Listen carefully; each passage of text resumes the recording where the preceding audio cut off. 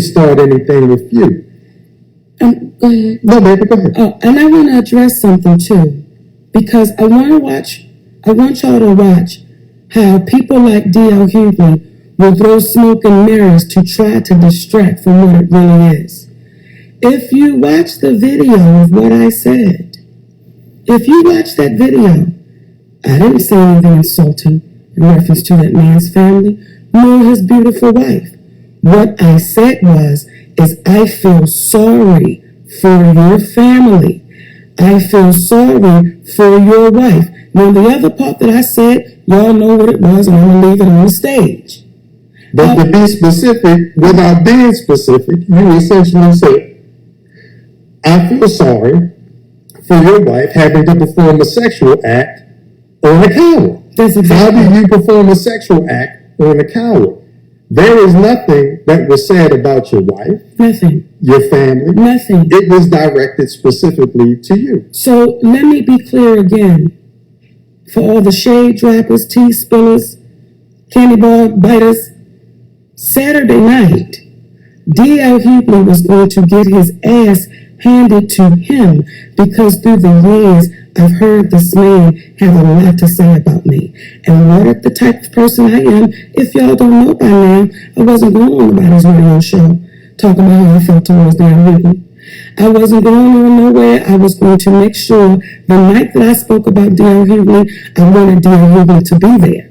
Now, I want to address something else. And everything I'm saying, please find it out for yourself. I want to address something. When D.L. Hughley says, and then she brought in Steve Harvey. See, let me tell y'all something. This ain't new.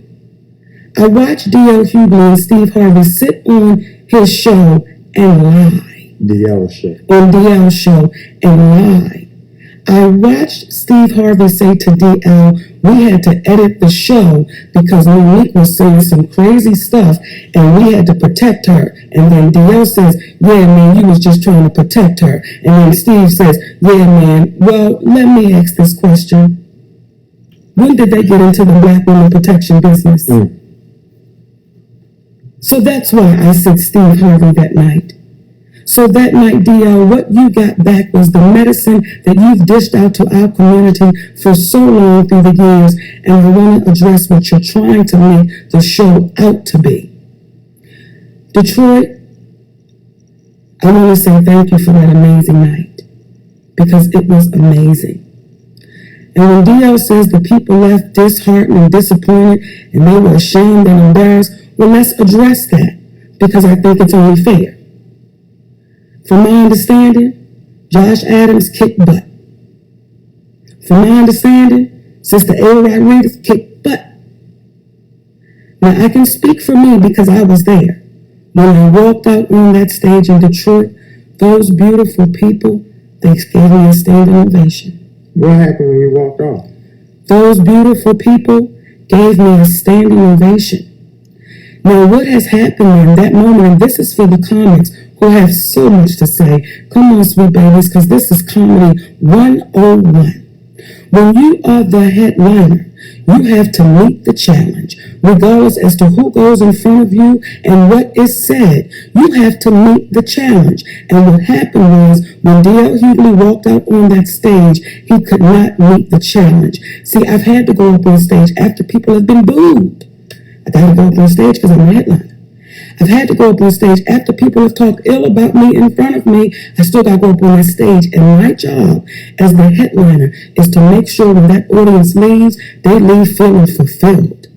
So because you could not step up to the challenge, D.L. Hughley, you have now made it appear as if the night was bad. And if y'all were paying attention, my babies, well, finish your thought. He made it appear as if the night was bad. He made it appear as if the night was bad. Just your night was bad, D.L. Just your moments were bad, D.L. And I want to address something else, because if you want to try to make me look unprofessional, let me tell you how much I get down for the people. I could have not gone out on that stage. I could have not gone out on that stage. Well, why did you? Because I love the people. I don't take those people for granted. I don't take the people for granted that may have paid their last dollar to buy a ticket to a show that I am a part of. I don't take those people for granted that said, you know what, tonight I need to come out and release this. I don't take those people for granted. So I could have not gone out on that stage. But because of the people, I walked out on that stage and I said that to the people. So when y'all say, well, why didn't she go out? Because that's just not the type of woman I am. And I want to share something with y'all that y'all don't know about this human being sitting to the right. When she says it, she really means it. She had the privilege of being told by a gentleman y'all may have heard of, who said, never stop being who you are. Always be you, because you works. His name was Richard Pryor. And there's a gentleman by the name of Rudy Hughley, that's the nephew of the legendary Paul Mooney. He was there and could corroborate Paul Mooney saying, you know they call you Mrs. Pryor. Why they call you that? Because you remind them of the female Richard Pryor. Now, when you hear other comedians talking trash about her, you got that from comedy royalty. The king, before there was a king of comedy. So that allows you to just keep moving forward and not take anything personally. But I say that to say, when you walk on that stage and you are a comedian, it is your job to be truthful to the audience. She doesn't work at the Quickie Mall. She's not a brain surgeon. Her behavior on stage is not unprofessional because it's indicative of the latitude that a comedian is given. They're given a comedic license to speak in reference to their life. And guess what she did? She spoke about her life because she would be doing the crowd a disservice to hold all that back and say nothing. And part of the reason why we're having the conversation out loud, because there are many of us who've been enslaved in our thinking to believe that everything that happens that's volatile, that could be construed as embarrassing, should be kept quietly. And what happens is, in self-defense, they teach women especially, if you're ever abducted in a parking lot, you must scream and yell because that is your best opportunity for survival. Because if the accoster, if the rapist, if the abductor gets you in the privacy of their home, you're at their mercy. Come on. So when you stay silent, you're at the mercy of the victimizer. But when the victimizer is trying to victimize you, it is your best bet to drag them out into the public end so they can take accountability for what it is that they've done. And that's what she did that night. And please, my babies, do your own homework. Pull it up for yourself. And then ask yourself, how many times am I going to be poked? How many times is people going to just start messing with people that's not messing with them? So again, what happened Saturday night? I'm going to say it again. D.L. Hughley was going to get his ass handed to him. Because once y'all go back all through the interviews, I'm going to be shocked. I will be shocked if y'all say, Mo, I'm surprised you didn't get this, brother, a lot sooner, because it went on for years. And when Brother DL says, Monique does what a lot of women do, and that's weaponized feminism. No, what a lot of women do is they get mistreated because they're feminine, because they happen to be women. So when a woman takes the course of facing her opposition head on, she's a bitch. She don't know what she's doing. She being disrespectful. I mean, what's the name of the book Brother Steve Harvey wrote? What was it called? Act like a lady, but think like a man. What? Do y'all see what we buy into? I'm not equipped to think like a man. I'm not equipped to think like a man. And why does a woman have to think like a man in order to be accepted? And then when a woman thinks like a man and dealt with DL head on, now it's a problem again. But I gotta go back to this, Daddy. Go back to it. I can't believe DL Hughley. I can't believe Daryl Lynn, you're a tender. Now that has nothing to do with your sexuality. It has everything to do with your heart. I can't believe you that tender. I can't believe, and she was, what is the word he uses? Because he's using one of those words. It was vile. Oh, yes. I can't. You, brother, you are in your feelings. I cannot believe that, DL. And that for the comedians, pay attention, baby. Pay attention. See, when you run your mouth about other people and you don't know who you running up into, and then you get to running into a brick wall, and then you want to play victim and fall out and act like you've been damaged, come on. Like I said, I feel sorry for your family, brother. If I may, Yes, you may. change it another direction. Change it. What we believe in is trying to put forth the facts because we love our people. Yes. And what a lot of individuals don't know is the people that he spoke about Monique having a problem with, he said they all are the same. And they're right. They all were people who stepped to her and she stepped back. Now that's the problem. If you notice throughout the years, what are the details associated with what makes Monique difficult? See, when they speak in generalities, it allows you to come up with your conclusion about how she was difficult, but they never go into the specifics. See, the specifics would be Monique has a problem with Oprah Winfrey and Tyler Perry. Oprah Winfrey for multiple reasons. Besides the fact that as a black woman who privately said, and here's that word again, privately communicated to Monique and I that her position for not campaigning for an award was right and it was fair because everything she did was up on the screen. In addition to the fact that she had no contractual obligation to do anything for Lionsgate. When you have Tyler Perry, who privately admits the same thing, but also says, anything they ask me to do is what I'll do.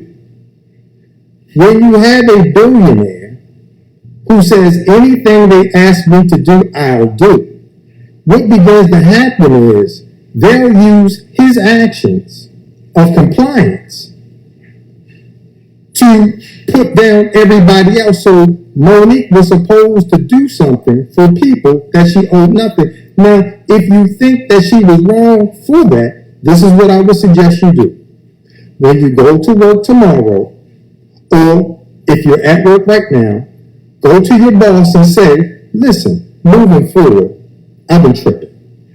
I've been looking for money at the end of the week for my job. Moving forward, I'm going to work for you and let you make money off of me and I get nothing in return. If you think that what she did was inappropriate, the black woman is violated so much that y'all heard the recording of Tyler Perry saying he was wrong and he was going to make it right and he is yet to make it right, but nobody is saying anything to him because he's Tyler Perry. There's a quote that goes, some people are fearful of the truth. They are fearful of hearing the truth because they are afraid it will destroy their illusion. We don't want nobody to take away our God. And we got to be connected more, not to who the celebrity is, not more to who's black, not more to who's white, not more to who's a Democrat, not more to who's a Republican. We've got to be connected to what's right.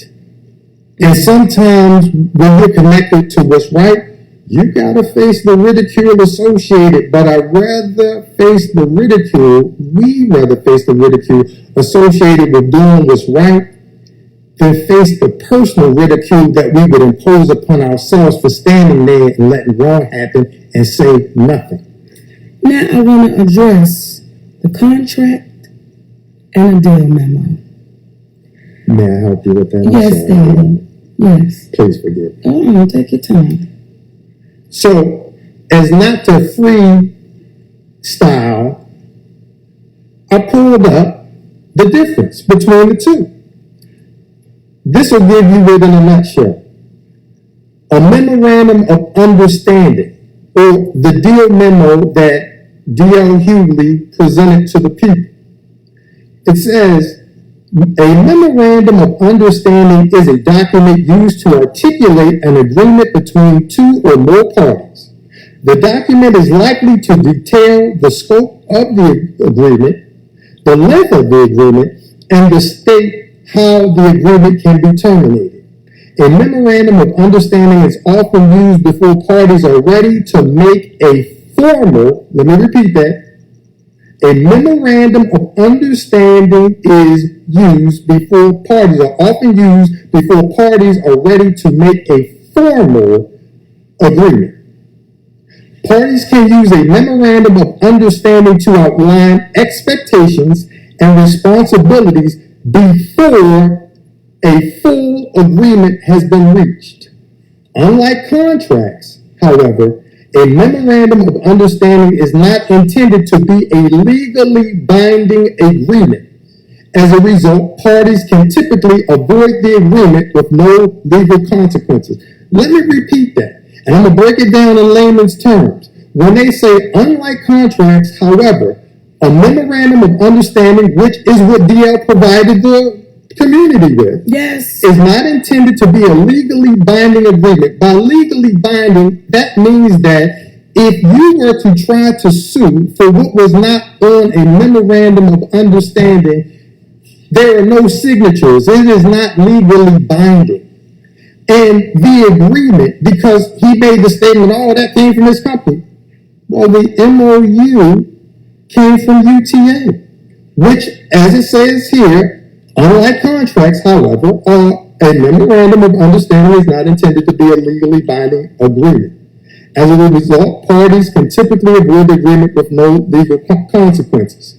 However, that brings you to what Monique presented you with, which was a legal binding agreement. See, one of the key differences between a memorandum of understanding and a legal contract is enforceability.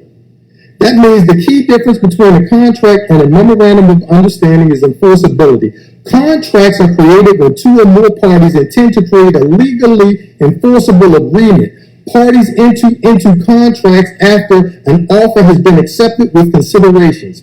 Parties to contracts are legally obligated to comply with the terms and conditions of the agreement. I'll repeat. I'll repeat. It says, parties to contracts are legally obligated to comply with the terms and conditions of the agreement. If a term or condition of a contract is breached, parties will face legal consequences. So, what does that mean? The documentation, hence the performance agreement that Monique provided you with, is a legally binding contract, which is the reason why, if you looked at the bottom of the contract, you saw initials on both sides, one from the promoter, one from our side.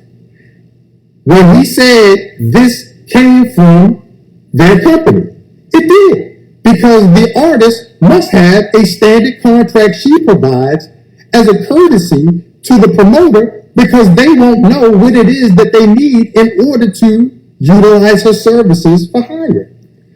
We wanted to get that granular and specific because DL was comfortable speaking in generalities. And generalities allow things to be hidden, such as the truth. You know how you keep watching our stories over and over and over again, and the only thing that changes are the faces because the stories remain the same? And if you want our babies to believe that a deal memo is anything close to a contract, what are you feeding us, DL? You know that's a deal memo. You can put anything you want to put in a deal memo. That's what you would like. And D.L. Hughley has yet to still show his signed contract. And this is something else that I want to address to us. When I see the comedians. Having these conversations, it makes my heart hurt for y'all. Because it's making me understand how they are able to exploit, take advantage, use, misuse. I understand how it's able to be done. Because when y'all start standing up and you're fighting against a sister that's saying, you've got to treat us fairly. You're fighting against a sister that's saying, I earned that position as headliner. Didn't nobody give it to me? I earned that position. You got a sister that's saying, listen, I'm, as D.L. Hughley would say, oh, she just selfish and thinking about herself. Anybody that's selfish, D.L. Hughley, would not take a 13-year hit in their career. See, if I was selfish, I would have taken the $500,000 that Tyler Perry tried to offer. To be quiet about it. To be quiet and make it go away. If I was selfish, D.L. Hughley, I would have had the conversation privately. See, I know the moment I say it out loud, I know the ridicule is coming. I know that, I know that it's coming full force, but you know what? I don't care. And when they say, we don't like the way they do business, why is it they don't get specific about what it is that we've done? The problem that is had with Monique, as with many black women, you're not supposed to stand up for yourself. You're not supposed to stand up for yourself. If Tyler Perry says anything they ask me to do is what I do and he's a billionaire, well, who are you to stand up for yourself? See, we know we crazy. We crazy. Because everything that we're communicating goes, it is counterintuitive if you're trying to get the bag. You know what, Daddy, though? I'm sorry. Go ahead. I'm sorry.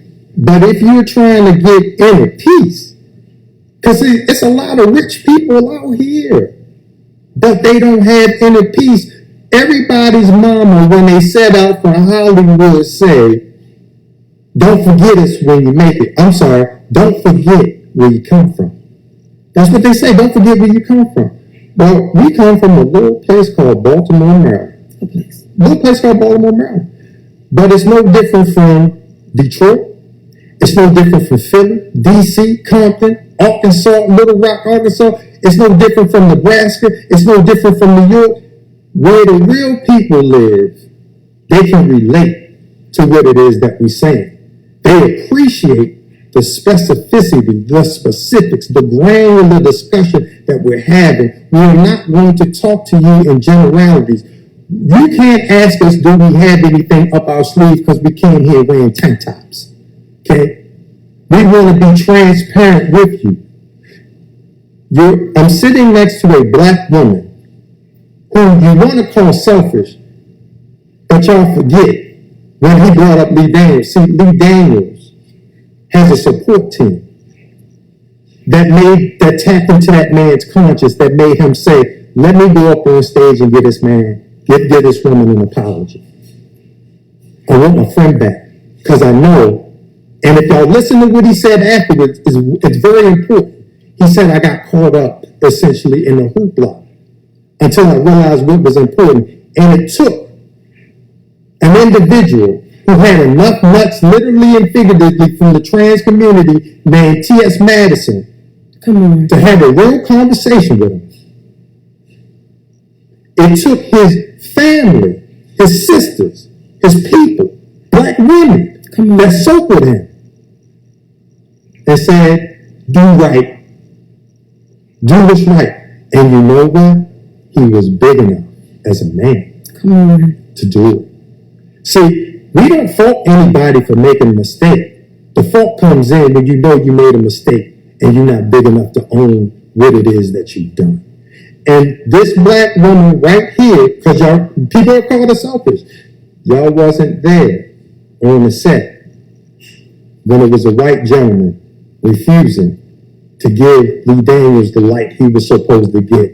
And he said, I'm not going to give Lee the light that he wants. And Monique pulled his car right there and brought Lee over and said, this man is messing with your life. Y'all wasn't there on the set of Almost Christmas when Will Packer was given direction over a black man named David Talbot, who wrote and directed Almost Christmas. And she said, hey, don't disrespect this, what? Black man. By giving directions as a producer over the director. If you don't believe us, ask the question. See, y'all weren't there when Monique was on the Parkers. And she said to the individual, because this is what makes her a problem. I need y'all to know she can be difficult. This is what makes her a problem. The individuals that we call extras, she calls background professionals. She had a problem that they were sitting around all day and water and lemonade was what they were given. And she said, why won't y'all give them some of the hot food that we eat? Because we ordering out and y'all ain't even eating. See, that is a problem. But who is it a problem for? Is it a problem for the people who are sitting there all day with lemon and water if they get hot food? Because they were there before we get there. Okay? And then after. Or is it a problem for the powers that be? And you got to ask yourself, who is she having these challenges with? Is it the powers that be? Or is it the people in the support positions trying to uplift the show? And it's the powers that be. Now, if Tyler Perry, if Oprah Winfrey had the courage to do the same thing, Monique never would have been blackballed for 13 years because they would have said, we can't ask that sister to do anything for us for free when we don't have a contract for her to do anything with us. Thank you, baby, because I want to address something. Yeah. And I want you black women to hear what this black man is saying. I gave Monique a chance. D.L. Hughley said he gave me a chance. Well, here would be the question. To do what? What did you give me a chance to do? You weren't the promoter. No monies came from you. Who are you that you would be giving me a chance? The arrogance that you could speak like that I gave her a chance. To do what, DL? And then if you're going to tell it, please don't mislead people. DL and I were scheduled to do another show together. I want us to address it, and I want y'all to do your homework. If you remember the Super Bowl show that happened in LA, there was a time that D.L. Hughley was on that show. And then there was a time that he just wasn't. But you were the what on that show? Headliner. I was the headliner on that show. All these other times that he speaks about, it never came across our desk. So stop trying to pull the wool over the community's eyes. And what I would ask of the community, what I would beg of us, stop being so quick to jump on the bus whichever way it goes down the street. Be brave enough to listen to what it really is, not your emotions, not what you... Listen to the facts of what it is. Go back and listen to what I said. I feel sorry for your family. I feel sorry for your wife. Listen to what I said. Listen to what I said when that man said, would your husband, or that woman said, would your husband rather sleep with these people? Ricky Smiley, would you be offended if someone said that about your loved ones? How about you, Roland Martin? Would you be offended? If someone asked you that about your wife, how about you, Kim Whitley? And he was also speaking in reference to wanting to give Monique a chance, and his people had warned him against it, as if he had some sort of prophecy seeing into the future ability. Let's clarify why he felt that way. Why did he feel that way? See, there was a show that he was doing on TV One called the D.L. Hughley Show. Yes. They reached out to me to ask if Monique would come on the show. I informed them, per her statement to me, that she would not be coming on the show. Okay. Thank you. Okay. You got it, sweetness? Okay. They then came back and asked, why? I said to Monique, would you like me to tell them? She said, please do. I expressed to them, Monique did not feel comfortable going on a show with an individual or supporting a man that she thought was a friend that would blindside her with the question that was ultimately putting our people down. So it was at that moment that DL knew there was a problem between Monique, but if you notice, he never made mention about that. Why not? See, we get into the specifics because we don't have anything to hide. I'm sorry, Daddy. The way D.L. Hughley is playing it as if I just came from out of left field and just jumped on this man. No, D.L. See, what you can't erase are the interviews. You can't erase your words. Those are your words. You can't erase calling me mentally ill. You can't erase calling me all of these slick things, brother. That's what you said. And now you tender. Now you're trying to trick our community. So when you're talking about I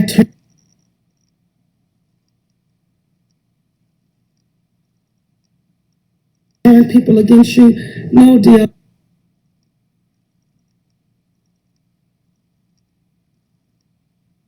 You do a fine, mighty job of that yourself. And what happens is when you get your own medicine, now we sit here. And I want to address something else, Daddy. When I listen to people like D.L. Hughley, and he says, and calling him daddy, that's so weird. And I listen to the people like the Breakfast Club. This daddy thing, that's so weird. And I listen to some other people. Isn't it weird that they got us thinking love is weird to each other? In addition to, they failed to mention that I referred to her as mama. So we have brought into people having enough reverence and honor and respect to call each other mama and daddy, and they've made our community believe that that is weird? Really? So again, when I say I feel sorry for your family, I stand on what I said. Because anytime you're pouring into the community to show your spouse how much reverence you have for them, how much love, honor, and y'all have brought into it is weird. And I want to address it because I see some people writing down, oh, that go her husband again. That go, yes, there he goes again. God damn it. There he goes. Here he will stay. And because it looks so unfamiliar, right, to see a black man standing with his black wife, because it looks so unfamiliar to us, some of us sweet babies will try to pull it apart. But when you get pulled up by Miss Sherwin in the Whole Foods and she grabbed you by your arm and she pulled up her girlfriend who easily was in her early 70s, and they say, we proud of how you stay by that black woman. We proud of what y'all doing. We can take all the ridicule, all the insults from anyone. What we trying to imply and confirm for individuals that are together, utilize your mate, because the system, the business, the world is designed to divide us. Out of the individuals that you've seen talking about the poor treatment that women get in this industry, how come you never see their management with them? How come? And the reason is, it is not in the best interest of management to speak to the bias that is attached to their black artists. And the reason being, they are beholden to the studios. Because as Monique was told by a former manager of a larger agency, and I witnessed it, he said, it is in our best interest to be on the side of the studios. Why? Because artists come and go, but the studios still stay. And when y'all are saying, Monique called DL, I have no reason to call DL Hughley. If D.L. Hughley would like to talk to me and my husband, there's an open invitation. We would love to come on the show. But see, I didn't open up the door to this. D.L. Hughley opened up the door. Now you want to run and hide and and close it, and now you want to talk and act as if you have been victimized? That's where the shame should come in. That's where the shame and the embarrassment should come in. See, there's no interviews y'all can find of me speaking about D.L. Hughley. There's not one interview in the history of interviews that you will find me speaking ill about D.L. Hughley. Not one, but there are several out there of him speaking of me. And others. And you're right, Daddy, because it ain't personal. And others. You run your mouth. And now I would like to address the dog and your dad. Because I always want to make sure I'm playing folks fairly. See, really read what was written in reference to you having a support dog. Really read it, my sweet babies. Don't let a person like D.L. Hughley cloud your head on what he wants you to know. The words are there. The words are a person that would need a support dog is a person that should never speak ill about anybody because they have their own concerns and issues that they're dealing with. Now, when you speak about your children and your family gave you that dog because you were really close with your dad and the love that y'all have and you want to keep him with you all the time, I respect that. And I hope that your dad told you, son, don't mess with people that's not messing with you because you're going to get your ass handed to you. I hope your dad shared that with you, so as you're walking the dog full of love in reference to your dad that is respected, I hope you take the principles and the morals and the values that Mr. Hughley fed into you to say, hey, brother, treat people like you want to be treated. Now, you treated Monique like you wanted to be treated. You talk shit to that baby for years, and then Saturday night, you got tender. How does that make sense for all the comedians that's watching? What are we teaching them, Deanne? Are we teaching them it's okay to act that way? For the older veteran comedians that got involved into this conversation right here and y'all started speaking foolishly, what are we telling the babies coming behind us? See, that's important to me. I know for some of y'all, it ain't important to y'all. You got yours, they got theirs to get. It's important to me what they see. It's important to me that they did see that contract. I'm glad you showed that contract. Sweet babies, if you are your own business, you should have your own contract. I don't know what kind of business DL does, that he would have a deal memo and say that that is a contract. And you now know, for those who didn't know before and those who heard, the difference between a deal memo and a legal binding agreement. That deal memo is not enforceable. So why would he give you a deal memo that is not enforceable in the court of law? Look it up for yourself. Versus showing you a contract, a standard contract that has been written up by our attorney. And please understand, in your 32-year history of being a stand-up comedian, how many times has this happened? This is the first time. And we understand the promoter needed to hold a pair and tell DL what this situation was, because he got on the phone with our attorney and I and said he couldn't understand why DL's people were acting the way that they were acting when we don't have a contract. I made a verbal commitment to him, but we don't have a written contract, okay?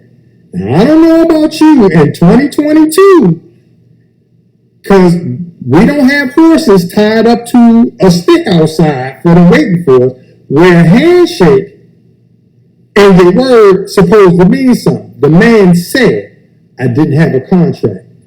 Now, he could have been lying, but DL provided you with a memorandum of understanding. A memo is what it said. You read it.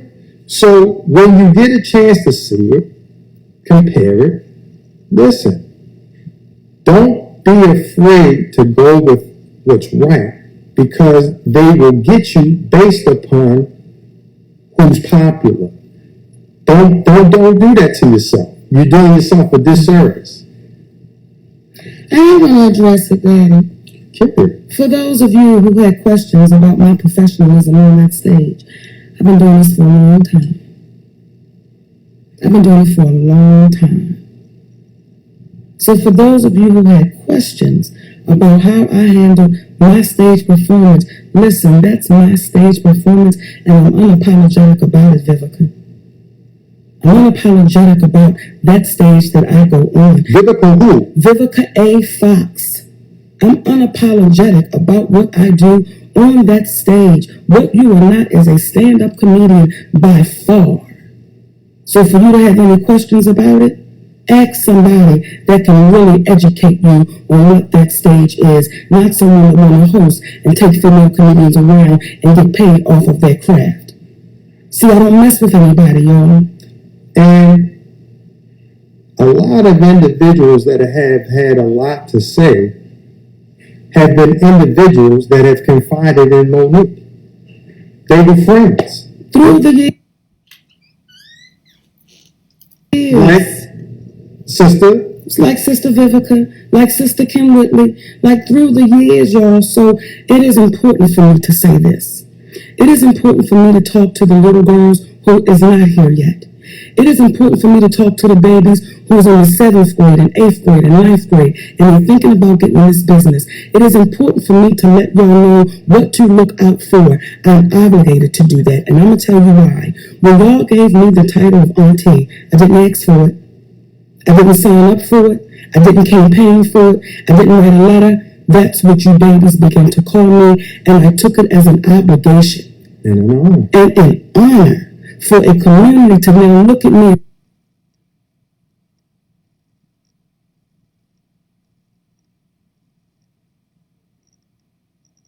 as a 54-year-old woman and call me auntie. So my job is, and I'm obligated to say, this is what you must look out for. This is what you must watch out for. Because people that you welcome into your home, people that you break bread with, yes, I want to make sure we didn't. If you can still hear us, say yes. Yes. What I am not is the sister that you can poke, that you can say what you want to say, that you can make fun of and you can joke, because what I am is a comedian. What I am is a comedian. That's what y'all forget. And see, Vivica, when you questioned and you said you side-eyed the audience about them saying they were clapping for me, and how could she do that? Were you listening to the audience in front of me? They were entertained, sister. They were laughing. Some were standing. Some were hollering. They were enjoying themselves. So I hope now you don't take what I'm saying to you personal, because I don't take it personal. I just want to address it.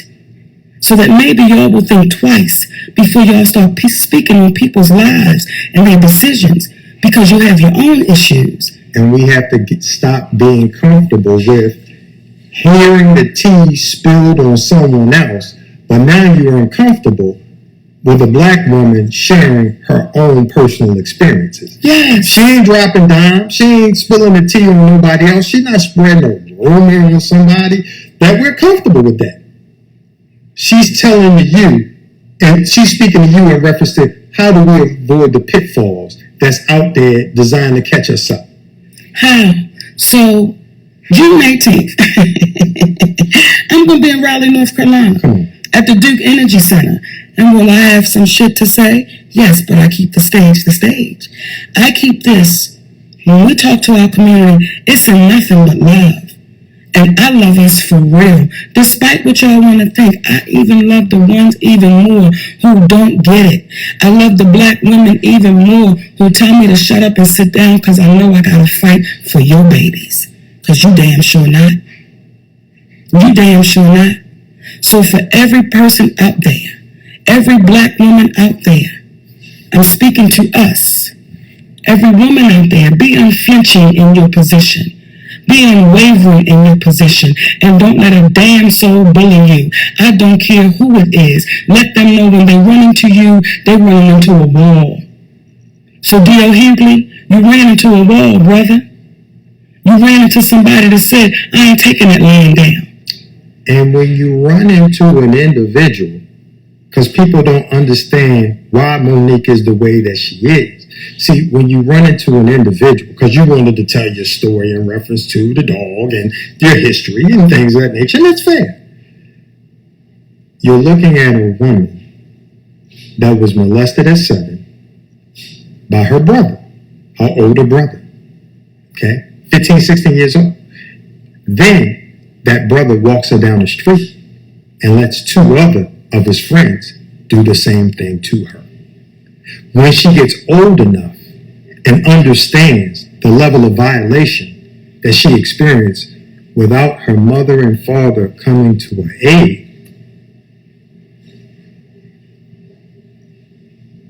she realized, I gotta sometimes do this myself. I gotta fight. I'm not gonna let nobody else take nothing else from me.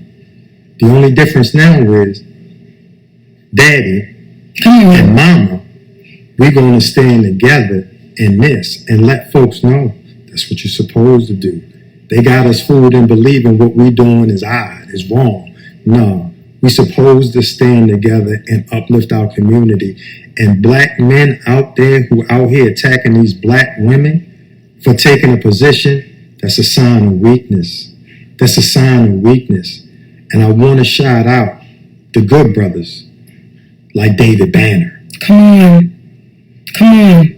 I want to shout out the good brothers like our main man from Full Force, Bow-Legged Lou, who always shout us out.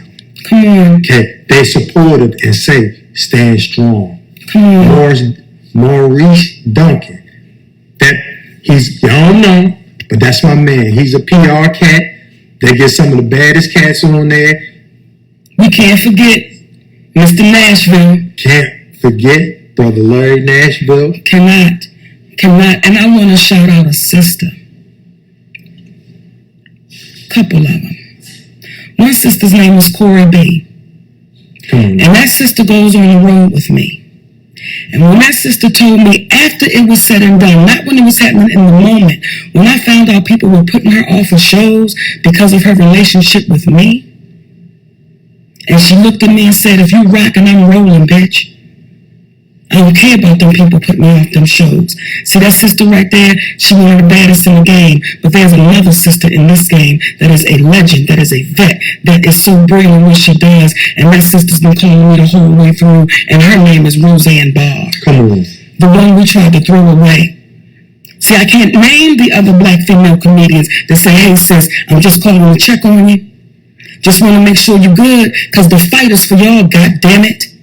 Because if she's sitting here with some of the most prestigious awards, she's sitting here as the only comedian in the history. And some people will say Whoopi Goldberg. No, she's the most brilliant comedic actress in history in terms of what she's done. She's a monologuist. But in terms of a stand-up comedian, Monique is the only female stand-up comedian in the history that is of color to have ever won an Academy Award. And you can tell me about the white one that's won it.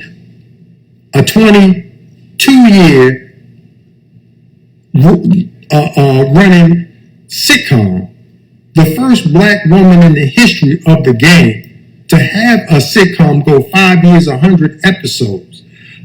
But y'all didn't know that, and they don't want to talk about that. They want to keep it quiet, because if you don't speak about what it is that what you've done, then it's like you've done nothing.